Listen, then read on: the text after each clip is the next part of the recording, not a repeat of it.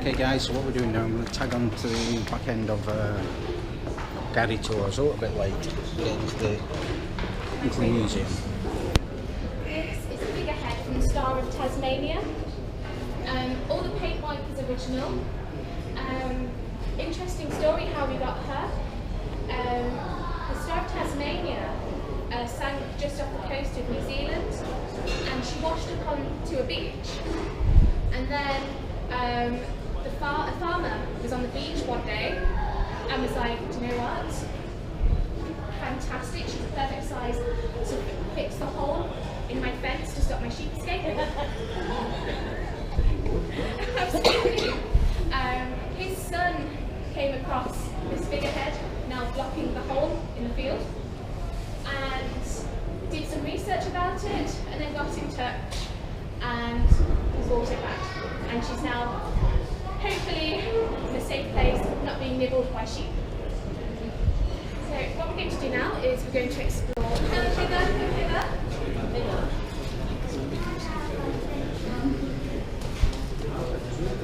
Right. If you can't see, come in a bit more. Right. Now, this is part of our exhibit for the underwater working. This here is a nuke suit. This was created by Phil Newton. He was so excited when he knew that we were going to be exhibiting his suit that he donated a picture of him, actually in the suit here, if you want to come and check it out. Now, this wouldn't be a suit that we would use in the North Sea. This would be something more that you would use in the Gulf of Mexico. The water in the North Sea is actually quite shallow, so this wouldn't be that useful. Also, if you look at the hands, they're more like clippers. It's like playing that game where you go down and you pick up a toy and you have to find it and you have to bring it back. So it doesn't offer that much dexterity. However, that suit behind you, this suit here would be something more that would be used in the North Sea. As you can see, it offers dexterity in the hands. You can use tools. These workers here would only work about 10 to 15 years, just because it had such a toll on the body. You would be paid amazingly, but you would only be in that role for about 10 to 15 years before you had to retire. Also, you can see some early boots, quite like Frankenstein, to keep you on the sea level, to keep you on the sea floor. If you look at the suit, you might think, actually that looks quite thin. If I'm in the North Sea is damn cold. How will I be kept warm? Fear not, people, it is a giant hot water bottle. Within the suit, there's a layer where hot water is pumped around the body to keep you nice and toasty. You might think about purchasing one in those cold nights in Aberdeen. You want to tell them about the fingers? Do you remember that story? No. One of the divers, apparently before health and safety kicked in, you know, everything's health and safety now, they weren't as careful in those days, so this diver's down there and he's putting these two pipes together, and a ship on the surface came a bit too close to where the pipe was, and the waves made the pipe move, and he caught two of his fingers in between the pipes and his fingers floated away. So he's thinking, if I catch my fingers, the surgeon on board will be able to sew them back on. So he went swimming after these fingers, and then a big fish came along and ate the fingers. So then he was following the fish and he went into a shoal, so that was it, he never gone back. But everybody usually says, so that's the fish finger story. Apparently it's supposed to be true. You always have to take it dark side.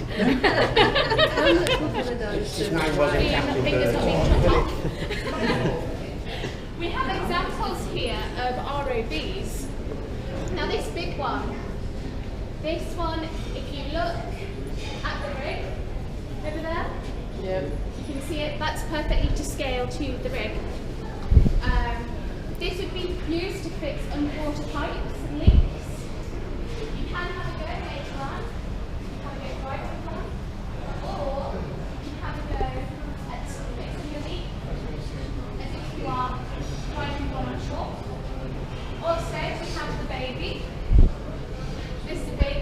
baby. Well, I like to call it baby already. So it's not called baby already, but I like it. This one can actually fly down the pipes and fix the leak internally. So what we're going to do now is we're going to head to Thomas Ross's house. So I don't know whether we've lost any here. Okay. So this is our exhibit. This is mainly based around the fishing industry within Aberdeen. The great thing with Aberdeen is it's always evolving. It will always take advantage of one trade that it does well in, and then we'll move on to the other. One of the major fishing industries was the herring fishing industry. As you can see, there's the Providence, I think it is, of the herring, an example of a herring ship. What would happen is people would obviously go out, men would go out, do all the fishing, they'd bring it back onto shore, and as I spoke about earlier, their wives or local women would gut the fish, would process it, would smoke it to make kippers, or I'll break the smokies. Yes. If you look behind you, just that gentleman, sorry. This is an example of more of a commercial smokery. There are other examples of smokeries that are less commercial, where it is basically a shed. And what they would do is they'd put a pile of sawdust, and then they'd get like hot irons, and they would put it onto the sawdust, and the smoke would go into the fish. You try not to burn it. There is a tale about how people started to enjoy smoked fish. One theory is that a gentleman kept all his fish in the shed, and it caught light, and he actually found, going out to salvage all the fish that he could to sell on further, he found that, I don't know why you would try it, but he did, and he found that it tasted quite nice. So he was like, actually, I could make money here. So that became popular. Aberdeen came, we took advantage. We have it. For me personally, I see it as it was very much a woman's industry, in which, yes, the men would go out and do all the fishing and the hard labour, but it would be the women who would have to keep the home. Like Christina here, who we spoke about with the creel. When her husband came back with the fish, she would be the one who processed it, and then would walk, I believe, as far as Dice or Peterhead to sell it, but she would be barefoot, there'd be no shoes, so she must have had rhinoceros feet, that's all I can imagine. She had several children, and what would happen is, children like today wouldn't have what we would call a childhood. It would be the eldest, while the mother was out at work, the eldest would look after the family, and probably also help with processing the fish, and then the middle one would do a bit more housework, and then maybe the little one might enjoy a little bit of play, but then as they grew up they would take on more responsibility and would be forced out into the workplace themselves to bring in extra money. The kitchen behind us. Now you did get a few comments saying that looks quite smart and clean for a fisherman's house. However, speaking to several people from Torry, it was actually, housewives were very, very proud in Torry. It was very much keeping up with the Joneses. Your nets had to be perfect, kitchen had to be clean, and also they would clean the doorstep and the street in front, just to show how good a wives they are, that although they're working all day, they do keep it in order. Now we can't really stop because there's not that much room, although do have a wee look as we walk through. There is a small exhibit. Like I said, Aberdeen, we do take advantage of the industry that's in at the time. So we have a little exhibit about whaling. Now there are tales that you could hear, that you could smell, could smell Aberdeen from miles away, because what would happen is big vats of whale fat would be burnt in big cauldrons, and as a way of processing it to make lamp oil. Also the whale bones. Now there were several uses for whale bones, walking sticks, anything really. One major industry was whale boning corsets for the ladies. Now, as while you're away at sea and you're thinking of your loved ones, you might want to make a scrimshaw, which is any bone really of a whale, and you would carve pictures onto it and you'd give it to your loved ones. Now in the corset, there's quite a thick piece that you can take out when you want to wash your corset. If you have corsets at home, I do recommend hand washing. You would take the piece out, and because it was retractable, it was close to the heart, what a lot of men did was, for their wives, girlfriends, mistresses, do you know what, we won't judge, they would carve love poems. There's actually beautiful examples of, we don't have any here, but I found examples at the Smithsonian online archives, and it says, you know, my darling, I miss you. It's got a picture of a house that they have together, just to say, you know, I am thinking of you while I'm away. Also, if you have a secret lover that you don't want your father to know about, you can think of him when you whip off the corset. Also, there's another example of one of these wee things that you put in your corset, made of whalebone. There was one given by a loving brother to his beloved sister. To my dearest sister, and don't break this one. So if you'd like to follow me, we're just going to go into the room, just with all the pictures of the paintings. Did anyone see the wee ship in the whale exhibit? Just around the corner? Yeah. That was the Eclipse. Now, one famous man worked as a surgeon on the Eclipse. Does anyone know who he is? He was the writer of Sherlock Holmes. Sir Arthur Conan Doyle. When he left Edinburgh University and he didn't have much money, he signed on to become a ship's surgeon and did it for a year, decided, bloody hell, I hate this. So he left and he decided that I'm going to become a full-time writer, and that's why we have Sherlock Holmes. And as a personal Sherlock Holmes lover, I'm really glad that he did not take to his career on the Eclipse. Now, in this room here, these are all the ships bar the Samson, which is behind me. All these ships are Aberdeen-built ships. I do recommend coming back and having a look, because some of the details are amazing in the paintings. The votive model, the ship, this is the same ship that's hanging in the Shipmaster Society photo here that you see. Apparently moustaches were very vogue back then. Also, the box that you see on the table, that's the box that you'll see as you go up the stairs, as we make our way up. Jim will point out. He'll be the... It's empty though now. They've took all the money out of it. Yeah, you see, there's only probably cobwebs now. Well, they say there's only cobwebs. I don't believe it. I don't think there'll be any money. One can hope. It's Aberdeen. It's true, it does. Now, as we're here, and I'm in front of a ship that's sinking, there's one famous ship that sank in Aberdeen, just north of Aberdeen, called the Oscar in 1813. It was a famous whaling ship. 44 men perished, 2 survived. Now this ship sinking, like many tragedies, it brought about new policies. For example, all men on the shore had to be trained how to send out life, what they're called, life ropes? Lines. Lines. Yeah.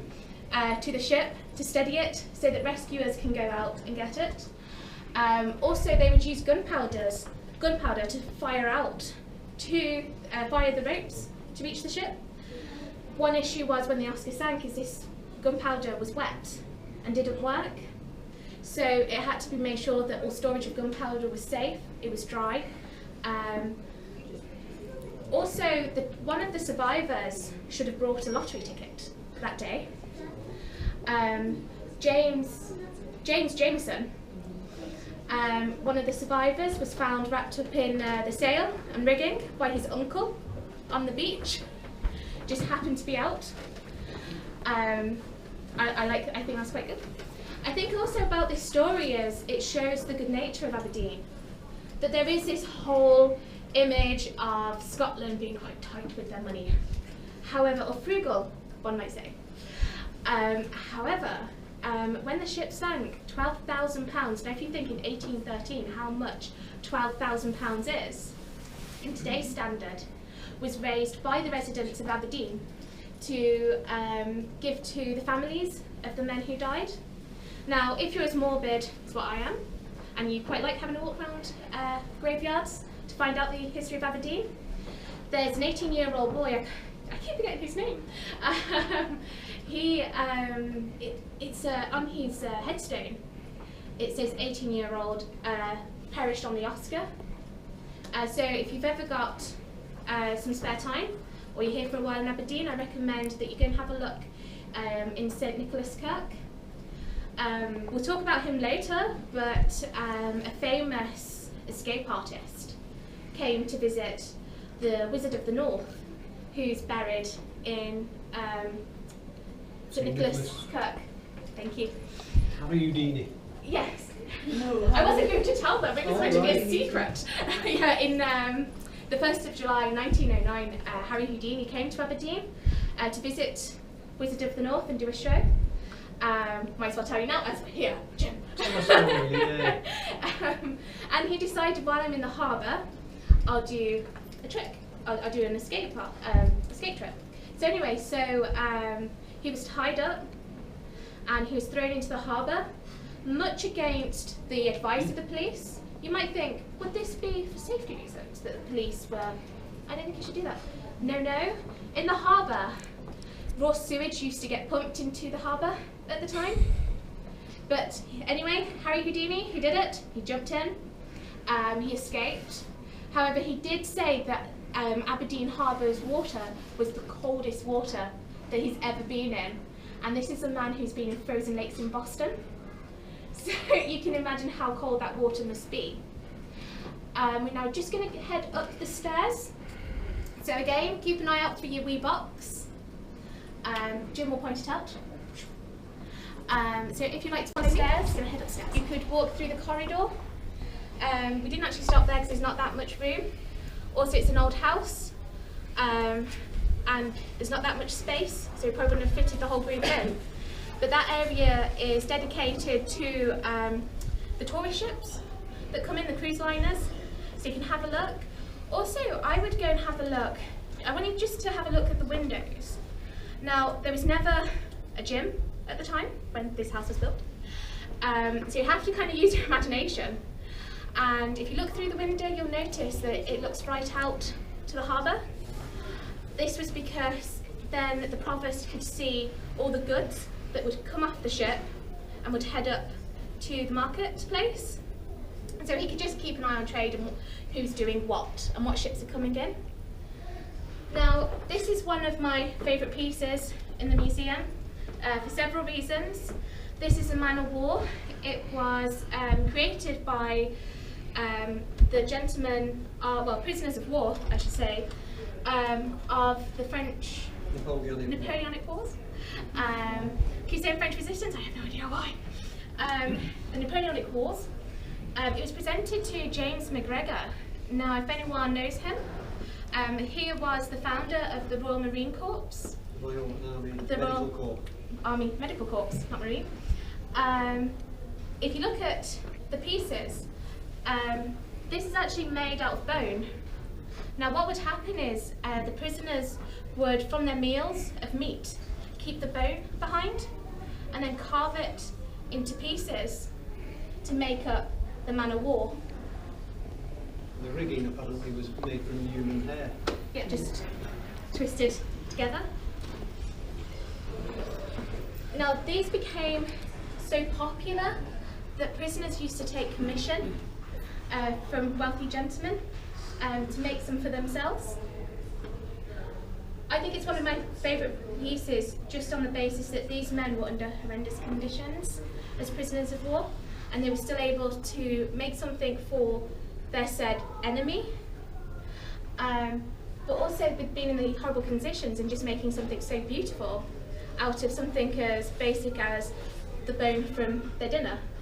And to even think of making this, it just shows craftsmanship. Now, if we're not going to have enough time to stop, but as you might be aware, Aberdeen Art Gallery is currently closed for renovation, due to open in 2017. But we do have temporary exhibits. At the moment, it's toys. Also, they've got an exhibit at Drumcastle. Yes, Drumcastle. I was out there recently, so you can still see the artwork, but it's at different locations now. So what we're going to do is, if we can head right out that room, and if you follow me, I'm going to hopefully teach you about a bit of the history of oil. This is dedicated to the oil industry in Aberdeen. We have, not on at the moment, I didn't see that. We usually have a video running about your life on the oil rigs. It's about 10 minutes, it's quite good. Fortunately, it's off today. We also have interactive exhibits. So we have the video here, the pictures here of the tale and history of oil. It goes right from oil being mentioned in Genesis in the Bible, all the way to the first rig being opened in 1975. One of our museum assistants, Mike, when the Queen came up to open the said rig, there's a picture of the Queen standing there looking wonderful as she usually does, but it's been cropped. Now Mike was standing next to her, and he's very sad that we don't have that picture of him because he used to be in the police, so he's there in all his finery, his livery, looking fine, but then nope, we cut him. He still tells everybody every week, every time. Yeah, he's still sore. He just watches his pain. We have, you can see here, you can see the different types of oil when it's broken down. Also, we have a running total at the moment that's regularly updated about how much the oil is per barrel. Currently being, I think it's $48. Oh, $49, it's going up. Also, we have examples here of drills. Now, I'm not an engineer, so I'm just regurgitating what people have told me. If it's wrong, blame them. Now, these are drills. They would be diamond tipped, but because I work here, they took the diamonds off. Apparently, they didn't trust me. I don't know why. What would happen with these drills is you might think it just goes straight down, but it would have pads on them. So say if it needed to go here, it could drill down and then turn to go and get the oil. There's an example, I think, geophys of oil as it's on the bed. There, it's not my specialty, so as you might tell. So what we're going to do is we're going to go back to shipbuilding, one of Aberdeen's biggest industries for oil. Just like to follow me, we're just going to go to the cabinet just around the corner.